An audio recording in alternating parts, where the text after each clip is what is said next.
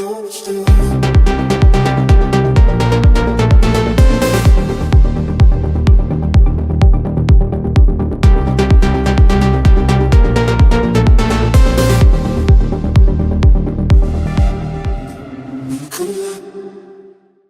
back to the channel. Hope you're doing well. We've got some really interesting topics to talk about today. The most important thing is Plan B services. Have you got your Bitcoin secure?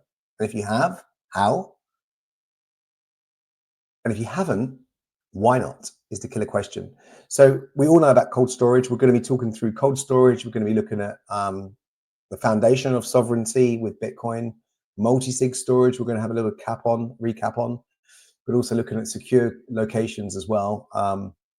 Discussing private nodes as well. You know, why haven't you set up a private node yet? And if you haven't, a bit of information about that and why we should all have a node in your house or office, but also looking at other areas such as inheritance planning and other core areas that you should be looking at when you're hosting your Bitcoin or looking after your Bitcoin. And we're classing this as Plan B services, okay? So it's all under the hood of Go Permissionless. What I'm trying to do is I'm trying to build the audience out to really educate them in those areas, but also looking at how we can, as a company, help you guys out within your Bitcoin and how to secure them to a much higher level than ever before. And it's more prevalent. You know, there's a lot of theft in the markets on a global level with Bitcoin and crypto overall, right? And you've got to be cyber aware. And you've got to be prepared to, one, spend the time to educate, but two, look at the money to actually invest to become more cyber aware to look after your Bitcoin. So without further ado, let's crack on with it. So as I said, it's all about Plan B services, okay? And we're looking at what can you do, you know, whether you're a small business, an SMB, or you're a private investor, right? It's all about Plan B services and how you can protect your Bitcoin moving forward. So let's start from the basics. You buy your Bitcoin on an exchange, and generally most people leave it there. I say most people, I shouldn't generalize, but when you're a newbie, you buy your Bitcoin and you leave it on the exchange, and that's fine. That's good for a bit. But what actually happens over time, if that exchange goes bankrupt or goes into liquidation, what happens? You basically lose your Bitcoin, and all your hard work has gone down the pot, just like that, as quickly as, you know, you can say the word down the toilet. So we then move into an area called cold storage, right? Cold storage is all about, you know, the people are, you know, I don't want to patronize anyone because most people probably have got cold storage, which is fantastic. But with me, I'm just talking about the basics and how people can move forward and then branch out a bit further within this video about different things like multi-sig and other areas as well, which we'll talk about in a minute. But the most important thing is looking at what's the difference between, for example, hot wallet versus cold wallet, right? You know, why is there a hot wallet and why is there a cold wallet, right? In very, very simple terms, right? The cold wallet is for keeping your, what I class as your long-term wealth, you know, kind of like offline, away from anything. Keep it in a cold wallet. It's fantastic, but you've got to look at the right brands, okay? So you've got to look at, why would you go with Trezor? Why would you go with Ledger? For me, I wouldn't look at these types of services anymore, purely because they're not air-gapped, okay? So you need to be looking at, in my opinion, is looking at an air-gapped cold wallet to really protect your Bitcoin, right? And that means essentially that that device is either USB controlled or it's controlled via QR code. And if we look at Cold Card, for example, that's exactly how that works. So you can do your transactions through a soft wallet online, which is basically Sparrow. Sorry, I shouldn't say online because it's not online. And that Sparrow wallet that's installed on your PC or Mac will connect to the blockchain, basically on Bitcoin, to do transactions essentially. But the moment you start to use a cold wallet, such as Ledger or Trezor, it becomes much more of a pain because you're more exposed. And this is all about exposure. You want to mitigate that exposure as much as possible. And when you look at the Trezor or the Ledgers of the world, I feel personally that you're more exposed. You've got a PC software or a Mac software let's say Ledger, which is called Ledger Live. That is basically on the internet. And you then got your USB key as well. And the USB key is to do your transactions, to sign those transactions, to make them active, make them hit the internet basically, and to complete the transaction. That's what happens when using your cold card or cold wallet. So you've got to look at the differences first and foremost between what is hot, what's cold, right? And you've got to be looking at a cold wallet, and you've got to be looking at things like AirGap. So have a look at Cold Card. It's a really interesting brand, and I feel they're one of the most leading secure cold wallets. Not getting backed by these guys, I must say that. I just like using those types of environments, and I have tried multiple other brands as well. So I'm not just all about Cold Card, but let's say it's flavor of the month at the moment. That one, I like their security, and there's a lot of added benefits that you get by coming on board with Cold Card essentially. So yeah, looking at that, you know, so the points to kind of explore there is cold versus hot. Multi-sig, you know, there's a whole multitude of multi-sig environments to look at. If you don't know what multi-sig is, go out there and Google it, have a look. But multi-sig wallets, this is like turning one key into a team of keys, if you like, is probably the best way to articulate it. So it adds an extra layer of protection. Even if someone gets access to one of your keys, they can't move your Bitcoin without the multi-sig, right? So you can distribute keys across secure locations, for example, or even across trusted people is another option of how you can actually place multi-sig, yeah? So points that we need to explore is we've got to look at things like 2 of 3 or 3 of 5. You may have heard of this, right? You may have not, but it's really, really vital to look at what can multi-sig do and how it can help. And this is not to drill down, by the way, into really, you know, a deep granular section for each area I'm talking about. This is really to outline, you know, your plan B services and what you should have, okay? Because it's so vital. It's all well and good that you got your Bitcoin. Congratulations and well done. But how do you protect that Bitcoin? You know, there's more and more stories now that you hear on a global level where people are coming into your house or even offices. And it's not to scaremonger. This is the truth. People are, you know, you're looking at the next valued asset class that actually is worth a hell of a lot of money, right? People can get to that asset class a lot easier than ever before. And it's not like a house. You can't really go and rob a house, as in take the house away. Well, you probably could, but it's highly unlikely. And I don't think it's even been done before, right? But it's possible. But gold, look at the gold, the Brinks-Mat robberies in the UK. There's always ways to, and people trying to get money, and there's a lot of theft that is going to happen. So this video is about security protocol and look at how you can protect your Bitcoin moving forward. So again, we spoke about multi-sig.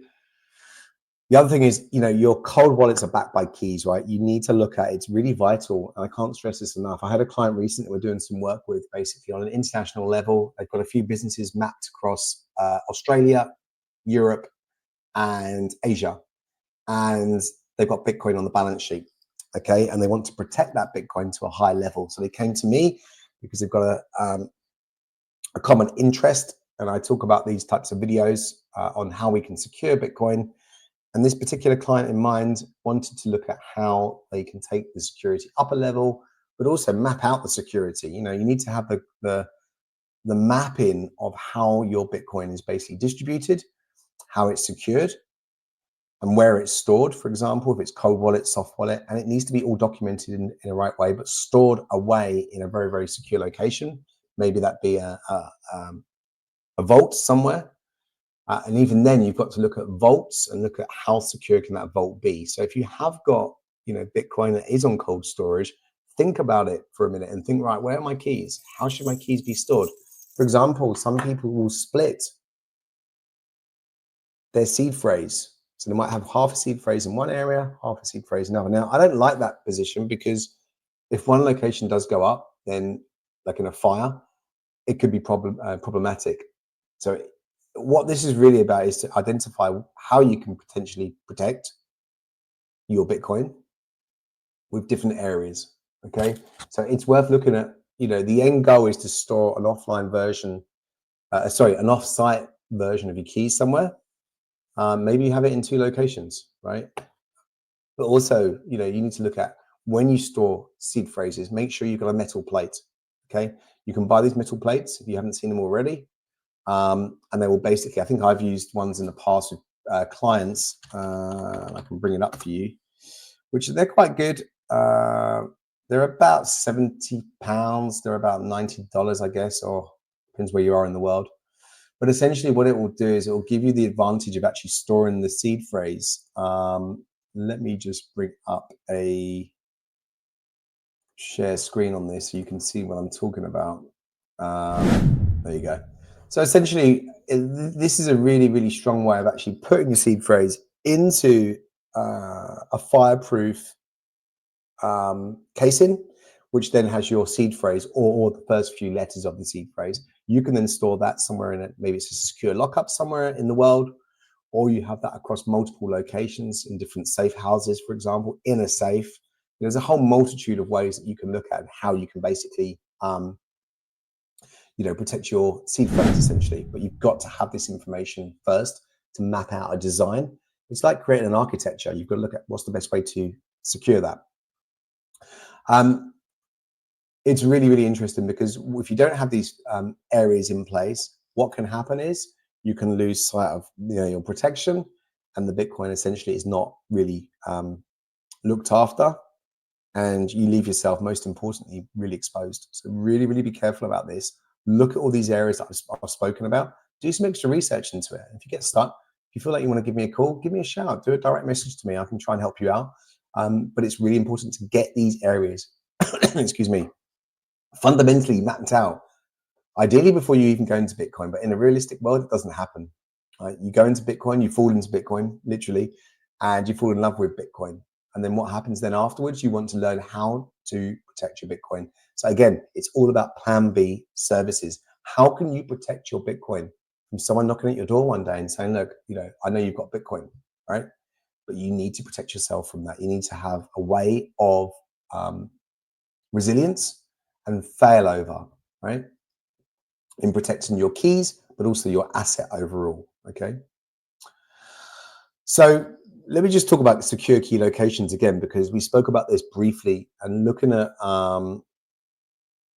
it's about not to keep your eggs in one basket. Like it's like anything, right? Try to look at your keys as gold, but also you don't want to keep them exposed to the internet, obviously. You want to be able to secure them in different locations, essentially. So using fireproof, waterproof seed backup tools that we kind of spoke about. Store backups in multiple places. So this could be, and I mentioned earlier on, cities or countries as well is always good to look at. Be very, very cautious with cloud storage. Do not, underline this in a big way, do not store your seed phrases in Dropbox, Google Drive, or anywhere that's on the cloud, right? Not your keys, not your coins is the saying. So it's really, really important to factor that in, okay? Private nodes. Let's talk private nodes. Now, private nodes are really, really interesting. It's all about, if you don't know what a node is, I really, really encourage you to look at setting up your own node, okay? Now, it can be quite technical, okay? But there's a reason behind why using a node is important. Now, for those who don't know what a node is a participant in the Bitcoin blockchain. Okay, it's basically a it's a server essentially that you would set up that would communicate with the blockchain, the Bitcoin blockchain, and essentially would download a full version of the Bitcoin database, which is about, last time I looked, 800 gigabytes. So we're near enough a terabyte of data on the Bitcoin blockchain. But it gives you the ability to have privacy if you set up your own node. So in very simple terms, when you connect currently to do a transaction, you'll go to a public network, right? So your transactions are more exposed. But running your own node is the ultimate way to basically verify the Bitcoin network on your own terms. So with platforms such as like Umbrel, okay, or Start9, it's easier than ever to basically set up your own node. And it's really important for security-wise, okay? So just to recap, a node is your personal version of the Bitcoin truth, okay? So no relying on third-party explorers or wallets to tell you what's in your address. Okay. This is about being permissionless, but it's about giving you sovereignty as well. Okay. Or it's about permissionless sovereignty, I should say. So benefits of running a node, pretty simple. It verifies transactions and balances independently, helps you use privacy coins like CoinJoin, enables full control over your Bitcoin experience. I've set clients up in the past with a private node, which is very, very secure. And the private node, let's talk a home office type setup. The private node will be a mini server box, probably about so big, right? Umbrel, have a look at Umbrel. And what you would do is you would set up the Bitcoin software on there. And then what happens is that will download, which could take 2 days sometimes, depending on your speed of your internet. And then that will download the full blockchain. And then whenever you transact from one of your wallets, which potentially could be something like Sparrow, which we've set up with clients in businesses, the Sparrow software wallet would sit on your laptop, yeah, or your desktop, whether it be Mac or PC. Sorry, I lost my connection then. So basically what you're doing is you're connecting from your soft wallet that you install on your PC or Mac, okay, and that would connect to your node in your local area network. It's your house, your home office, your office at work. Then every time you want to do a transaction, you'd need to connect to that node, essentially, okay? So it's really, really important. Also, you're participating in the Bitcoin network. So again, I'm not going to go into granular detail, but I want you to know about nodes and why they're so important to look at that. And like I said, when I've set up nodes before, I've used Umbrel, I've used Start9. There's quite a few you can set up. You can even set up yourself. You can set up a Raspberry Pi if you're very technically minded, right? And then you install the Bitcoin software within that, okay?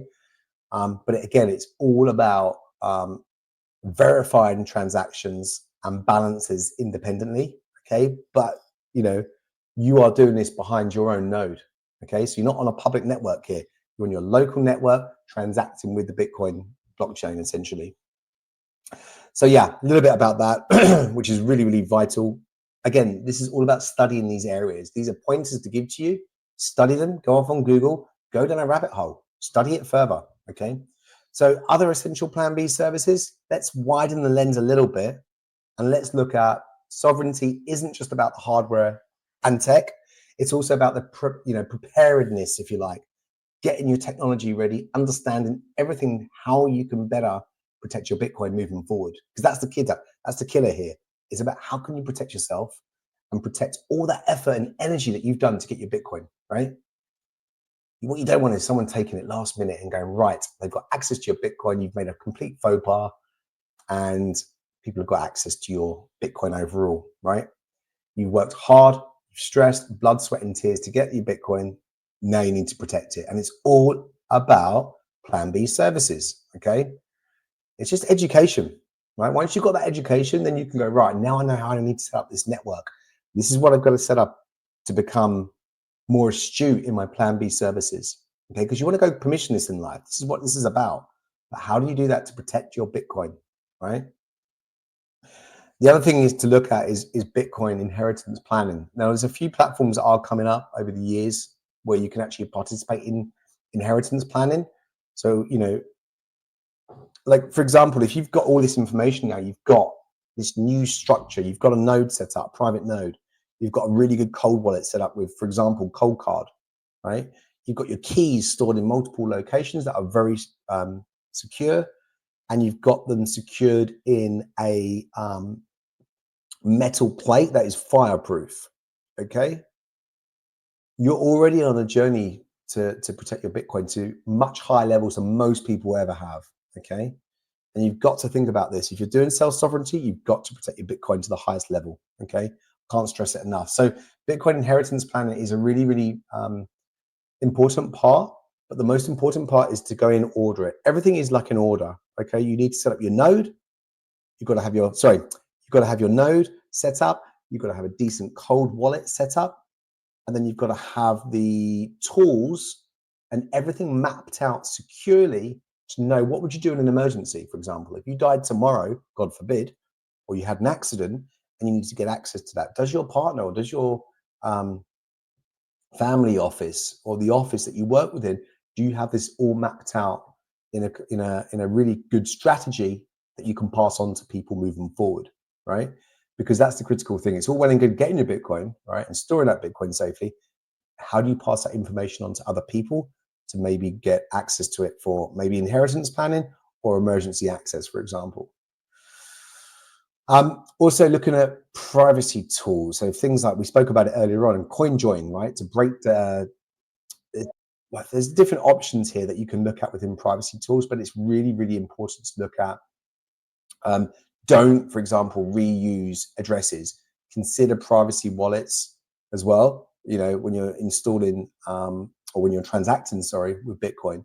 But the most important thing is also there are new areas coming out, such as Bitcoin insurance, right? It's new. There are now services that offer insurance for self-custody Bitcoin. So it's worth considering looking at that if you hold a large amount, for example. Also, Lightning Network. You know, look at running your own Lightning node to transact privately, but also instantly as well, while still maintaining your control. So we've spoken about the Bitcoin side of things, but also look at the Lightning side of things as well. Once you've got your private node set up on both of those, really simple to set up essentially, but you might need some guidance along the way. But you know, you've got to get this right. The most important thing about Plan B services on Bitcoin is to understand the story from A to Z of how you protect your Bitcoin, most importantly. So a quick wrap up. So basically, Bitcoin gives you the power to exit the system, as we all know. That's why we're here, but only if you take responsibility. That means creating Plan B services that's resilient, okay? Very resilient, secure, and sovereign, all right? Cold storage, multi-sig, secure backups, private nodes. This isn't paranoia, okay? Got to get this across to you guys. It isn't paranoia, it's preparation. And if you don't prepare, you could fail to lose everything that you've worked hard for, okay? And in the world of Bitcoin, preparation is freedom. So let's get that right. Preparation is freedom. Protect yourself and protect your family, all the hard work that you've put in to get to, you know, earning and owning Bitcoin. So most importantly, if this episode gave you something to think about, make sure you subscribe to Go Permissionless. Please click on the like and share button below. I really, really appreciate it. Again, you know, I give away small bits of content and, you know, I'm not trying to build out a mega business out of this. I want to work with individuals, but also businesses to, one, become more secure within Bitcoin and teach people how to become self-sovereign, but with a very secure level of security with that. Okay, so stay safe, look after your Bitcoin, study the areas that I've just spoken about. Okay, and if you get stuck, book an appointment with me. You can click on my bio in my TikTok. And if you're watching this on any other platform, go back to my TikTok account and you'll see a Linktree link there where you can book an appointment direct, basically. All right. So guys, thank you so much for watching. Hope that adds a little bit of value. And I'm going to keep doing these videos about Plan B services because I find it absolutely vital. And actually, I find it quite astonishing that many people really don't know that much about self-sovereignty and how to really look after their Bitcoin to the highest level. Speak soon, guys. Take care.